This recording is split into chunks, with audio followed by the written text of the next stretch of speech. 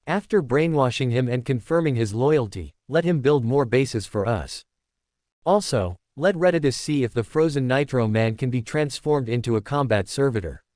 It would be even better if he could stimulate his superpower. As for Leviathan, we have too many things to do and too many miscellaneous things to do right now. After everyone transfers to the new base and settles everything down, go and find their bad luck. After all, I'm very greedy for the teleportation technology that Leviathan can control. I want them to share it, by the way. Understood, my lord, I will keep this matter on the agenda. Iron Man David, with the blue light in its eye sockets flickering, nodded slightly. Then, it seemed to remember something again, and said to Rorschach once again. My lord, that human you rescued from the Sanctum Sanctorum last time is still in our base. What are you going to do with him? Strange. Rorschach couldn't help but blink. He stared at Iron Man David with a hesitant look, and asked suspiciously. Didn't we let him leave immediately after we healed him? What are you keeping him for? My lord, the injuries on that human's body have long been healed by the panacea. But his mental state seems to have been greatly stimulated. He is unwilling to leave the base at all, and even unwilling to leave the room. Even if I let the automatic servo robot who went to deliver food forcibly drive him away, he would rather be injured than confront the servo robot. Since you have not issued any specific orders on how to deal with him, I simply kept him. Anyway, it's just making one more portion of food. Okay, David, this matter is my problem, because I have already forgotten that there is such a person. Rorschach took a deep breath. He stared at Iron Man David with a blank expression, and said lightly. Let us go and see what kind of mobs Doctor Strange wants to make. Inside a room in the underground base, Stephen Strange, wearing a hospital gown, looked much more haggard than before. The dark circles around his eyes and the unshaven stubble on his chin revealed an incredibly fragile mental state. At this moment, sitting on a metal chair, Rourke subconsciously straightened his back. He first exchanged a glance with Iron Man David. Then he opened his mouth and asked Stephen Strange, whose eyes were wandering. Stephen Strange, why are you unwilling to leave this room? Although we are not a charity organization with great kindness, we haven't restricted your personal freedom, have we? Hearing Rourke's inquiry, Stephen Strange, with a blank look, seemed to regain his senses from his wandering thoughts. He subconsciously licked his slightly chapped lips and said in a low voice. If I'm not mistaken, you are the terrorist organization that has been constantly reported in the news, right? Of course, that's not important at all. I am personally very grateful for your treatment of me, and it has also made me once again confirm that the news media in this country is a pile of dog shit. I remember your name is Rourke, right? Friend, have you ever truly felt a kind of heartfelt fear about the world around you? When all the worldviews you are familiar with completely collapse, how will you, as a human, as an independent individual, face an extremely unfamiliar and dangerous world? Stephen Strange's words made Rourke narrow his eyes involuntarily. He raised a sharp fingertip and scratched his cheek, taking a deep breath and saying, Stephen Strange, what you are talking about belongs to the realm of philosophy, which is not the topic we need to discuss now. Tell me, what exactly do you want to do? If you continue to act like a slacker, I will directly throw you out of the base, and all the consequences will be irrelevant to me. Perhaps Rourke's threatening words had an effect. After a moment of silence, Stephen Strange suddenly raised his hands to Rourke. And under Rourke's gaze, his flawless hands seemed to be shaking continuously. My hands seem to be useless, and as a surgeon, this is a very terrifying disaster. Stephen Strange, with dark circles around his eyes, said to Rourke with a wry smile. However, Rourke, who originally had a calm expression, frowned tightly. He stared straight at Stephen Strange's haggard face and said, word by word. Maybe you don't understand or know, but the thing that treated your injuries is a true panacea. That is to say, so far, injuries or various diseases on the human body can be perfectly cured. Stephen Strange, now you are telling me that your hands are still crippled even after the panacea treatment.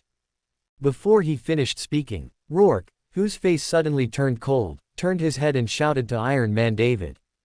David, drag him out of the base for me. Rourke, wait, I haven't finished speaking yet.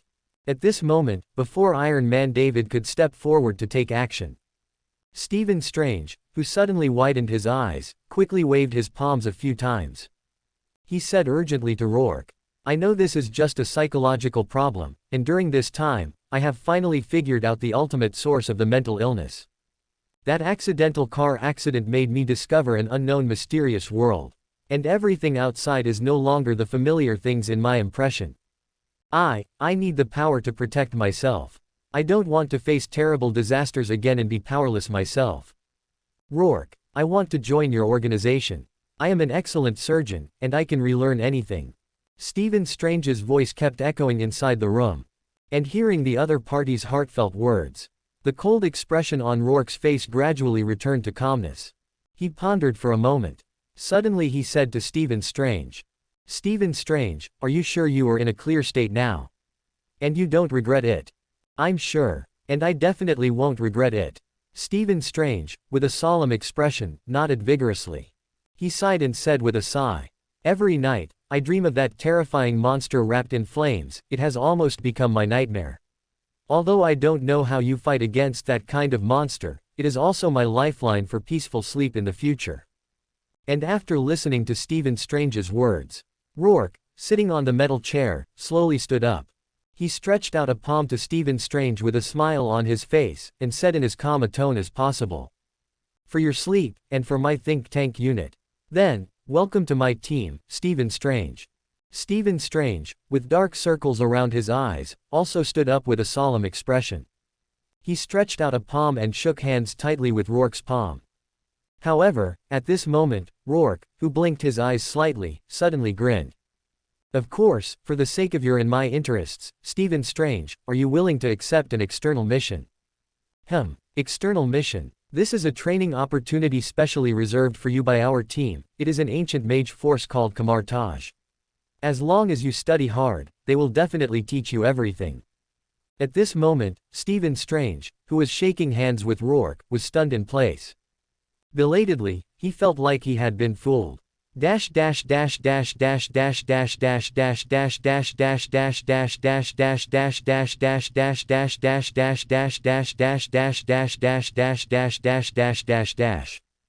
Misty Kamartaj. Wong, with a simple and honest smile, was having a pleasant conversation with Rourke, who had a calm expression.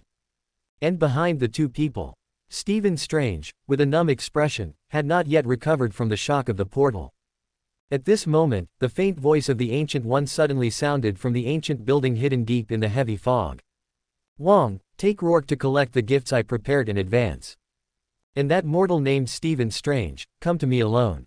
In the next moment, the Ancient One's voice gradually dissipated into the depths of the fog. Rourke, squinting his eyes, raised his eyebrows slightly. He waved his palm at Stephen Strange with a smile that was not a smile, indicating that the other party could go up the stairs. Afterwards, Rourke, led by Wong, walked towards the other buildings.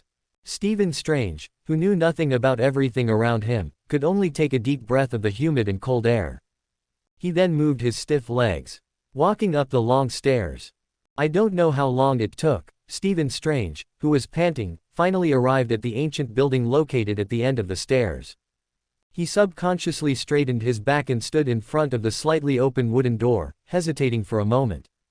Then, Stephen Strange pushed open the wooden door in front of him without hesitation, as if he had also opened the door to a new world. Welcome to your arrival, Mr. Stephen Strange. I and Kamartaj have been waiting for you for a long time. The Ancient One, with a smile on her face, sat cross-legged. She blinked her deep eyes slightly and said softly. With a calm expression, Luo Shah stood with his hands behind his back. He was inside the building at Kamartaj specifically used to store various magical artifacts.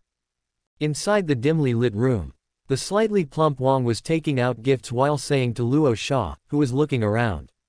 Mr. Luo Shah, Master Ji Yi knows that you don't particularly like Kamartaj's magic, so the gifts prepared are basically powerful magical artifacts that can be used at any time.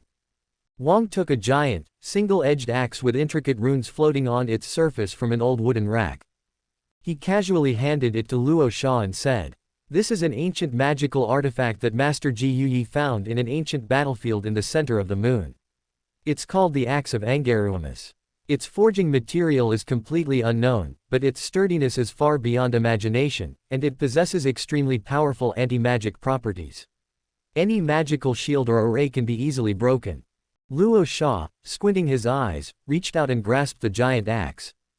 The next second, the cold metal handle held tightly in his palm suddenly became scorching hot. Then, the entire shape of the axe instantly transformed into the double-bladed form of the frostbite power axe from his memory. Not only was the ice blue gemstone in the center of the axe blade almost identical, but even the weight and feel were familiar to him. This is. Luo Sha subconsciously widened his eyes. He couldn't help but turn his gaze to Wang in front of him, his eyes seemingly filled with doubt. Wang, with a simple and honest smile, seemed to have expected this. He folded his sleeves and said with a smile, "This melee weapon also has a very special function, which is that if the wielder has seen or used a more powerful axe weapon, it will undergo some changes based on the wielder's subconscious. Of course, this is limited to the appearance. If you are not satisfied, you can also make it revert to its original appearance." As Wang finished speaking, Luo Sha, who had gradually regained the familiar feel of the double-bladed axe after swinging it a few times, couldn't help but reveal the fangs in his mouth. He shook his head with a smile and said, "No need, it looks much better this way. It's simply perfect. It's good that you are satisfied. There is another gift waiting for your inspection." Wang smiled with a simple and honest expression. He immediately turned and walked into the interior of the room. When Wang returned from the gaps between the wooden racks, he was holding an even older-looking redwood box in both hands. After opening the wooden box, a bronze ring engraved with unknown ancient oracle bone script characters appeared in front of Luo Sha.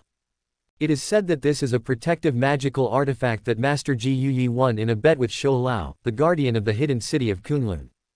It can generate an invisible protective barrier that can withstand most magical spells. Its special function is also very interesting. All animals on Earth will obey the wielder's summons and commands. I think this may be related to the previous wielder, because Shou Lao is not human, but an ancient species from myths and legends. Ancient creature. It seems that Earth's magical world is also very lively. Luo Sha, who temporarily put down the Earth version of frostbite, blinked slightly. He reached out and picked up the small and exquisite bronze ring, and after gesturing with it, Luo Sha helplessly put the bronze ring on the little finger of his left hand, which was the only finger he could wear it on. In the next moment, Luo Sha faintly felt an incomparably thick invisible shield completely enveloping his entire body. At this moment, Luo Sha, who truly felt the powerful effect of the magical artifact, stared at Wang, who was turning to put the wooden box back. He suddenly asked thoughtfully, "Wang, since you have so many magical artifacts stored here, why not distribute them to all the sorcerers? Instead of letting them gather dust here, wouldn't it be a good thing to increase the strength of Kamar Taj today?" Mr. Luo Sha, according to the iron law personally formulated by the Vishanti, the Lords of White Magic, the important principle of magic is equivalent exchange. The sorcerers of Kamar Taj are also constantly abiding by this principle, because past experiences have taught us that there must be a loss for every gain, and often, even a formal sorcerer finds it difficult to master an unfamiliar magical artifact in a short period of time. Only by slowly familiarizing and nurturing it from the apprentice stage can it be used perfectly. Another problem is that the personalities of many apprentices or sorcerers are difficult to fathom, and we dare not let the other party control some powerful magical artifacts alone. Wang explained to Luo Sha with a serious expression. However, the last time the Sanctum Sanctorum was lost and completely destroyed, Senior Brother Mordo also felt the shortcomings and crisis of Kamar Taj. Some of your ideas have also completely inspired him. Now, Senior Brother Mordo is looking for a way to create standardized magical artifacts. He also wants to make the apprentices of Kamar Taj into a sorcerer troupe wearing heavy armor with protective magic and wielding powerful long-range magical artifacts. Of course, Senior Brother Mordo never dared to mention this idea to Master Ji Yuyi, so please keep it a secret for us. Hearing Wang's words, Luo Sha nodded slightly to the other party. After thinking about it, he said to Wang, "If you need some technological or technical support and assistance in the future, you can come and talk to me. You also know that in terms of productivity, mechanical devices are far stronger than human labor." Mr. Luo Sha, thank you for everything you have done. If there are no accidents, I will be promoted to the Guardian Sorcerer of the New York Sanctum. Perhaps our contact will become more frequent in the future. Luo Sha,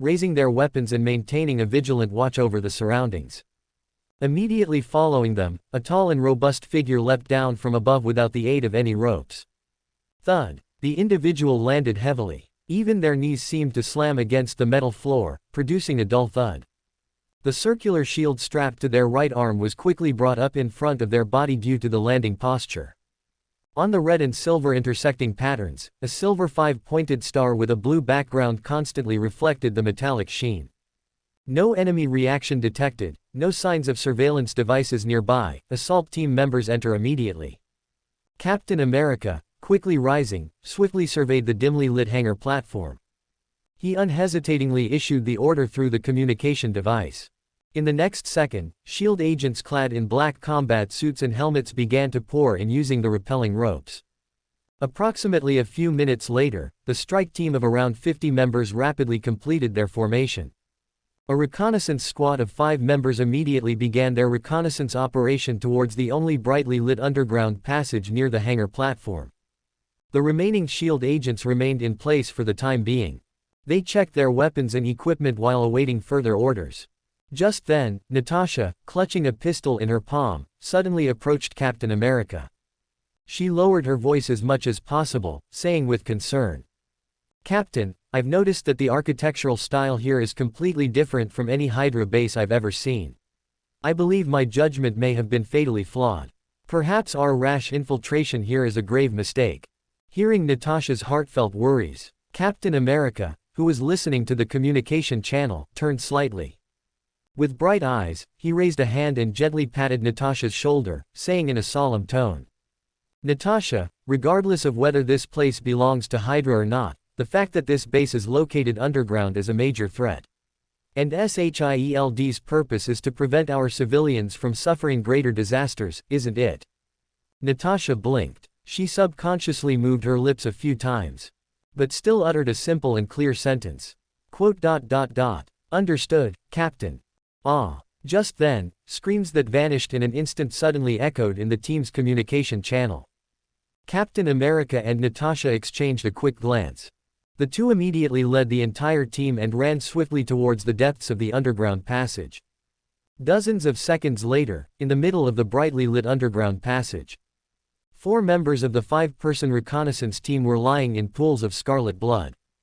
At a glance, the heads of each of them, including their combat helmets, had been crushed into a terrifying state of bloody pulp by some immense force.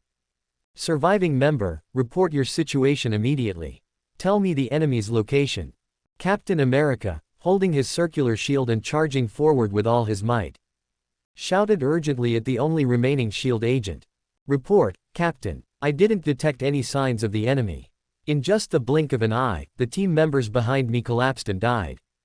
The SHIELD agent, with terror in his expression, gripped the weapon in his palm tightly. He said in a trembling voice to the solemn-faced Captain America, "However, I seemed to have caught a glimpse of a dark green shadow out of the corner of my eye, but it was just a shadow. So, I suspect it's a hallucination caused by my heightened mental state." Hallucination. Where do hallucinations come from on the battlefield? At this moment, the stern-faced Captain America suddenly raised his head. His gaze quickly swept towards the very top of the underground passage. It was covered with vents only the size of a human head. In the depths of the pitch-black ventilation ducts, there were also faint rustling sounds. "Get a team to watch the vents above. Open fire if you see anything. Natasha, check the fallen personnel to see if there's any chance of rescue. Everyone else, with me as the spearhead, form an assault formation. Continue advancing towards the depths of the base." The veteran Captain America did not engage in any unnecessary and inefficient actions. He quickly issued orders to everyone based on his combat experience and intuition. And every SHIELD agent who followed beside him also seemed to have quickly recovered from their initial panic to a normal state, and began to carry out Captain America's orders in an orderly manner. Soon after, the entire strike team began to move quickly towards the depths of the underground passage. At the same time, inside the pitch-black ventilation ducts, a dark green power gauntlet with metallic knuckles stained with viscous blood was subconsciously tapping its metal fingers, as if the ancient machine spirit inside was contemplating the next course of action.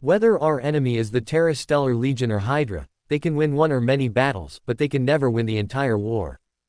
Because evil can never triumph over justice. Just then, before Captain America's words could dissipate into the air, the heavy lumber guns of the automatic servo robots suddenly ceased their fire suppression. Thump, thump, thump, accompanied by a series of heavy footsteps approaching from afar.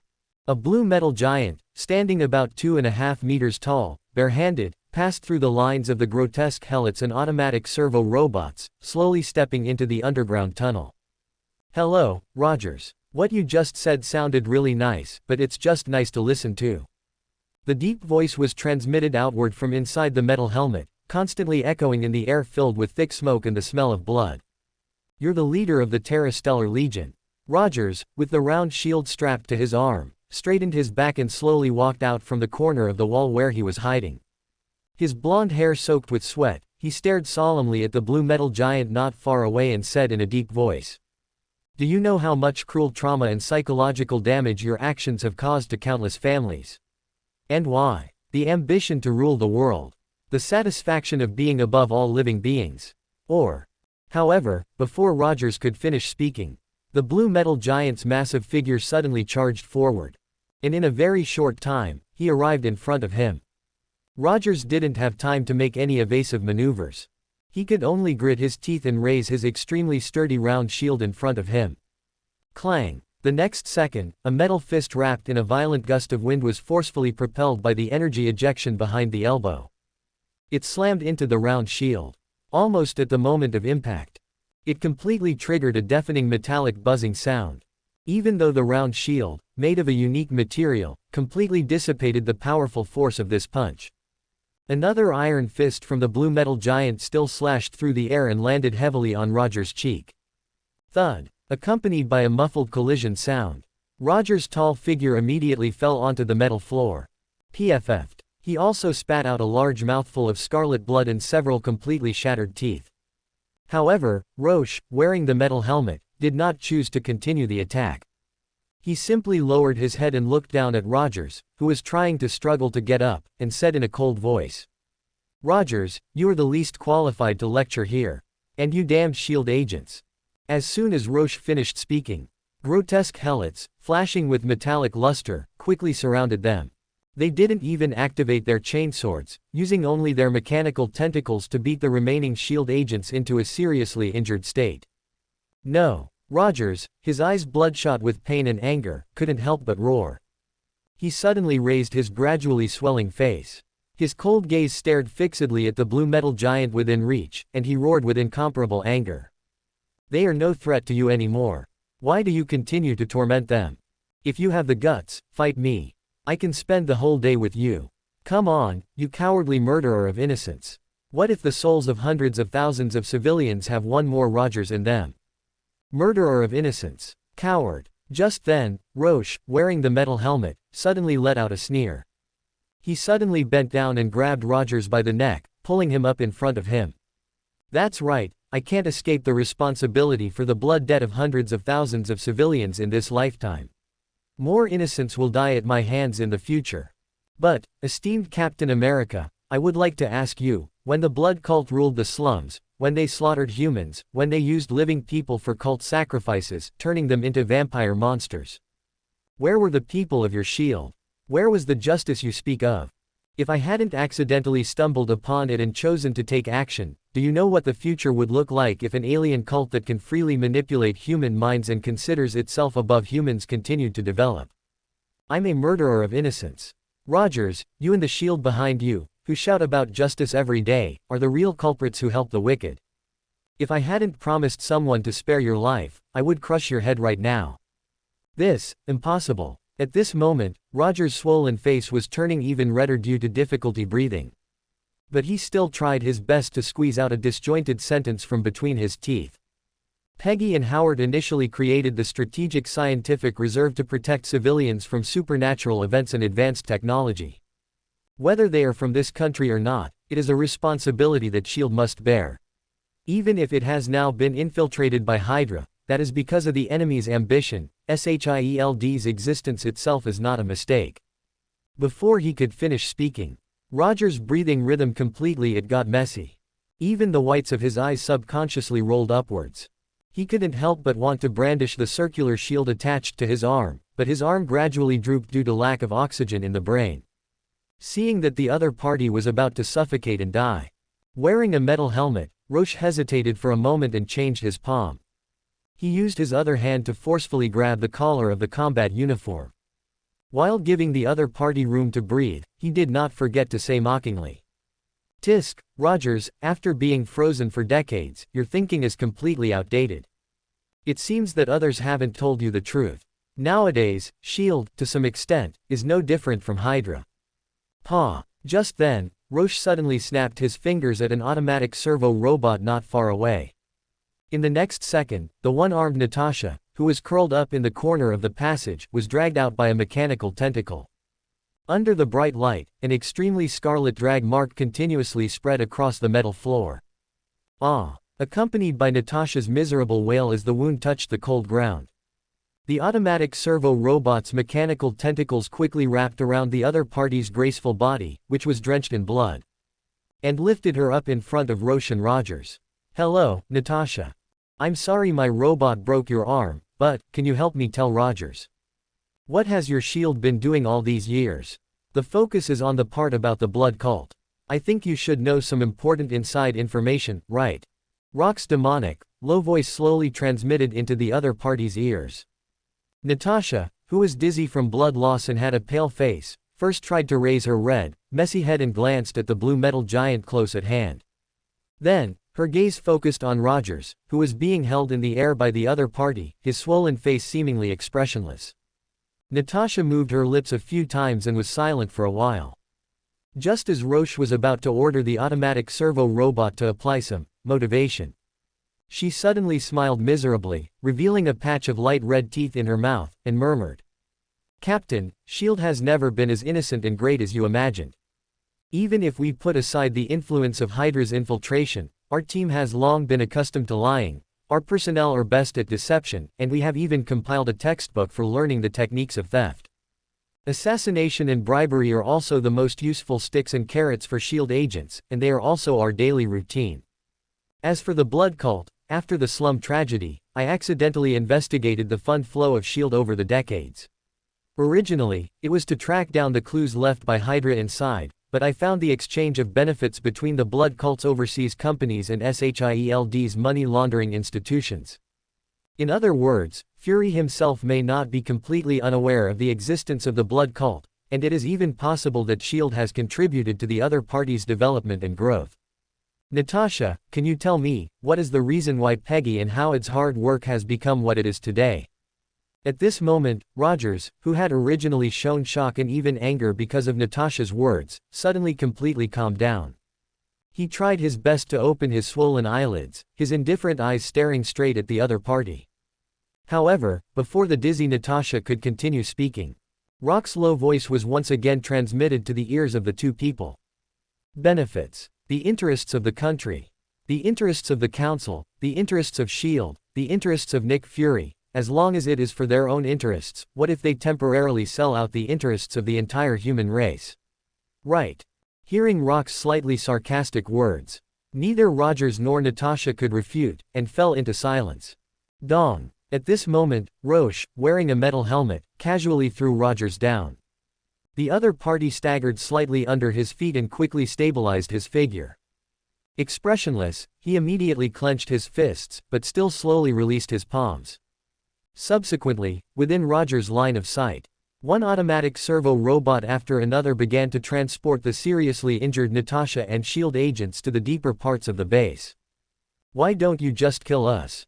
What exactly do you want to do?" Rogers couldn't help but wave the circular shield attached to his arm. He stared at the blue metal giant close at hand with his swollen face.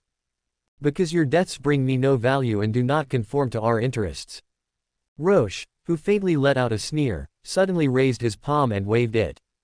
The Leviathan machine guards began to quickly destroy the surrounding tunnel walls and metal floors. Some of the automatic servo robots that were already severely damaged were also casually dismantled and carefully thrown on the pitted floor.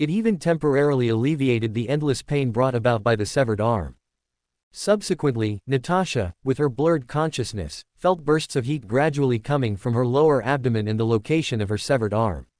She seemed unable to hold on any longer and completely passed out. After an unknown amount of time had passed, Natasha suddenly opened her eyes. She subconsciously adopted a defensive posture towards the front of her body. However, the next second, the focus of her eyes couldn't help but be concentrated on a healthy arm with fair and brand new skin. "This is my arm. Ms. Natasha Romanoff, that is indeed your newly grown arm, but for the sake of future physical function, you'd better not use it too vigorously." At this moment, a mechanical voice slowly came from beside Natasha. The vigilant Natasha quickly turned her head to look. Not far away, a black skeleton sitting on a chair, slightly shaking its metal head with blue light emanating from its eye sockets, was staring straight at her. "Sorry, our base is currently being relocated, and the drinking water equipment has just been taken away. If you are thirsty, I hope you can be patient for a while," the black skeleton said politely to Natasha. Only at this time did Natasha, whose gaze shifted rapidly, realize that she was lying on a luxurious hospital bed. She took a deep breath and suddenly sat up. There was no emotional fluctuation on that delicate and fair face. At first glance, she looked more like an emotionless robot than the black skeleton in front of her. "What is your purpose? Why did you save me? If you want any information, for the sake of my arm being reborn, I can provide you with some," Natasha said to the black skeleton in a cold tone. However, before Natasha could finish speaking, Iron Man David, who suddenly raised a metal finger and tapped his metal skull, sighed and said, "Ms. Romanoff, my information processing speed is countless times faster than the human nervous system. As long as there are traces that have existed on the internet, as long as I want to, I can easily find everything. And the benefit of modern society is that, from the moment a human is born, even if the other party tries to delete and hide it, there are always residual clues waiting for my discovery. Perhaps you do know a lot of intelligence information that we don't know yet, but what does that have to do with us? And the reason why we saved you is simply because you have become our hostage. Oh, and also our Lord's small reward for your frankness." At this moment, the words of the black skeleton made Natasha fall into silence. She seemed to hesitate for a moment, and still said to the black skeleton with a blank expression, "S.H.I.E.L.D. will not negotiate with the enemy because of the life and death of a group of agents. If you want to exchange us for something." Unfortunately, Natasha's words were still not finished. She was interrupted by Iron Man David waving his hand again. The blue light in its eye sockets flickered a few times, and it said lightly, "Ms. Romanoff, do you think that with Mr. Rogers' personality, after discovering that your shield is no different from Hydra, will he choose to compromise or fight back? We have no personal hatred for S.H.I.E.L.D. It's just that we are blocking each other's paths due to issues of righteousness. If we can use Mr. Rogers' hand to completely collapse S.H.I.E.L.D., then that would naturally be a good thing. If it doesn't succeed, as long as the time is right, dealing with you is just a matter of time. After all, we also have to carefully consider the series of subsequent problems caused by this. That's right, we, as a terrorist organization that indiscriminately kills innocent people, are far more cautious than your S.H.I.E.L.D. We must try to reduce the trouble for ordinary civilians." This is like a not-so-funny gallows joke. Iron Man David's words came to an abrupt end. Also let Natasha, who was sitting on the hospital bed, gradually fall into a state of contemplation. She subconsciously placed a palm on her abdomen according to past habits and massaged it repeatedly. The next second, Natasha, whose eyebrows twitched slightly, immediately lowered her head and stared at her body. There seemed to be a look of unbelievable shock in her eyes. "Wait, how is this possible? Forgot to congratulate you, Ms. Romanoff. After the double healing effect of the panacea and the rebirth potion, your fertility as a female human has also unexpectedly recovered." At this moment, as soon as Iron Man David's voice fell, Natasha, whose face originally had no emotional fluctuations, seemed to collapse. She couldn't help but gently press her slightly trembling palm on her flat and smooth abdomen. Uncontrollable tears poured out of her reddened eyes like a burst of flood. 24 hours later, the automatic servo robots, accelerating their withdrawal, had completely emptied the entire underground base.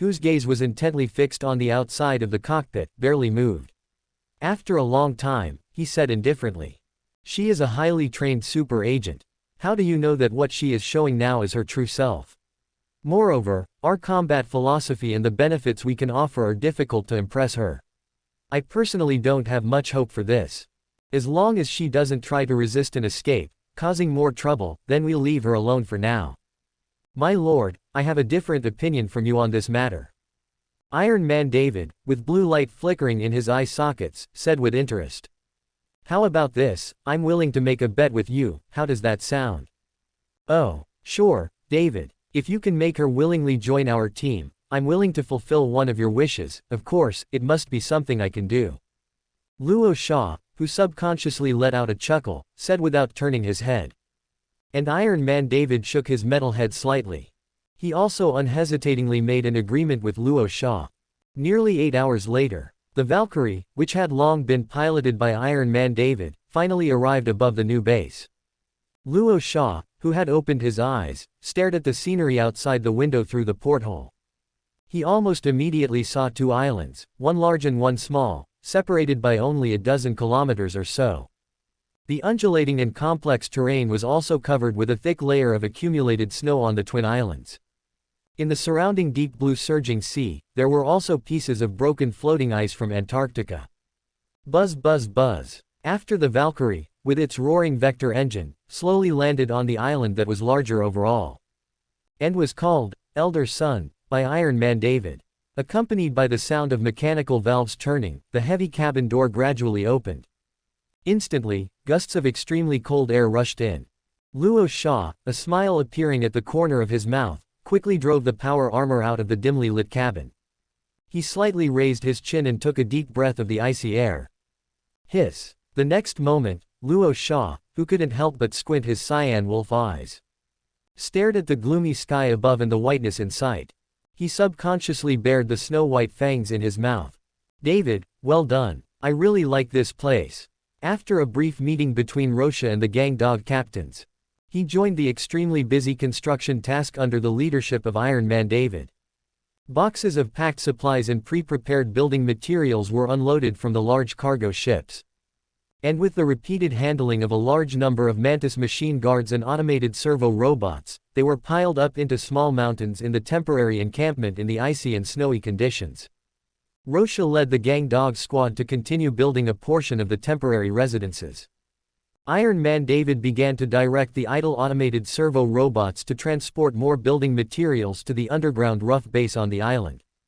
Approximately 48 hours later, an automated servo robot came through the muddy ice and snow to notify Rorschach.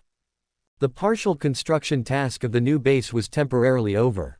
Rorschach, who was checking the food supplies, couldn't help but admire that Iron Man David was indeed a master in the construction industry. He immediately drove the power armor into the wide passage that had been laid with metal flooring, and walked towards the depths of the base, which was gradually lighting up with bright lights.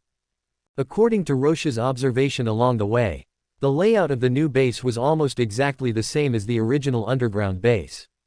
The only difference was that, whether it was the area or the space, it was at least dozens of times larger than before. If calculated from the moment of stepping into the wide passage, it would only be considered over when Rorschach, driving the power armor and striding forward, reached the metal round table in the center of the base hall. Then the straight line distance of this journey alone exceeded 5 kilometers. Dong dong dong. Rorschach, with a smile on his face, raised his palm and gently knocked on the familiar metal round table. Then, he raised his head, his eyes looking at the metal ceiling more than 100 meters away from the ground. At this moment, Iron Man David, standing upside down on the metal ceiling, was leaning over to inspect the lighting equipment continuously powered by the arc reactor. "David, isn't the space of the new base a bit too exaggerated?" Rorschach, smiling, subconsciously strained his voice and shouted loudly in the direction of Iron Man David. Amidst the echoes that kept reverberating, the mechanical voice from Iron Man David slowly came from the metal helmet around Rorschach's waist. "My lord, this is a semi-permanent logistics base. I believe that if there are no accidents, this will be a place we will use for a long time, so I must consider many aspects. Just like the Redditus foundry, the design plan there is more inclined to a spiral-shaped building model, because more large vehicles will be produced in the future, and too many production lines also need more convenient transportation and management. And the main base here needs to accommodate the entry and exit of more combat personnel, so, in addition to the honeycomb structure below the base specifically used to store many supplies, more functional areas are placed on the horizontal plane, surrounding the base hall, and the entire base structure is like a magnificent plant blooming in winter. I remember it should be called Plum Blossom, right? Iron Man David's words slowly echoed in the empty base hall. Rorschach also smiled and shook his head.